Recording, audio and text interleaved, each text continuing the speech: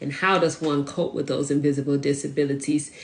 And with that being said, to explain a little deeper, as to dive deeper in the conversation of when you look like nothing has happened to you, like myself, you don't see any physical limitations that I'm dealing with, but I deal with a whole list of invisible disabilities. So how does one cope with that?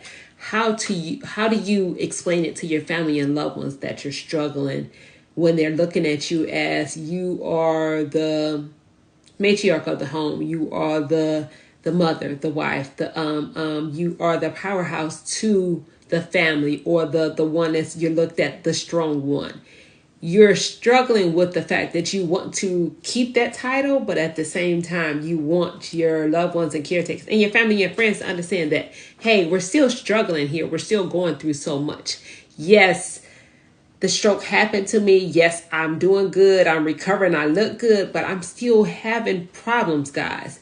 And I know a lot of us don't know how to communicate that to our family and our friends. So that's what one of the main topics we were talking about today. So many of us are dealing with that because, especially women, in a sense of being the mother to your children. Children don't look at you as having a disability, or your husband is saying, hey, wife, we need you to still perform. We need you to still perform. Listen, sexually, physically, mentally, and spiritually, in the kitchen, wherever.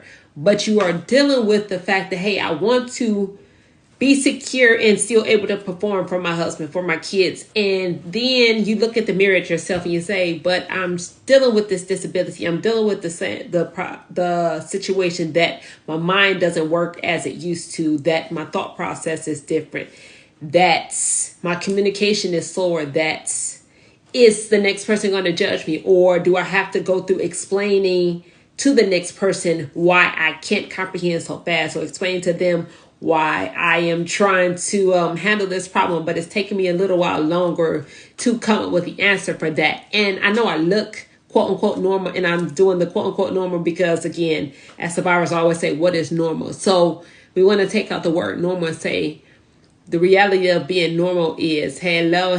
The reality of being normal is we want to have that confidence. We want to be comfortable in our skin. We want to be comfortable in the situation that we are in now. So when we say, so if you hear me say normal, and it's because I want to break down this topic that we were talking about with these invisible disabilities, understanding that I'm saying comfortable and confident is our quote unquote normal, guys. Because so many of us say that, and people that have not had a stroke or that are not stroke survivors say, hey, I understand you just want to be normal. But in retrospect, they're trying to cope with us, and they're trying to say, I understand you want to be comfortable with your situation. I understand you want to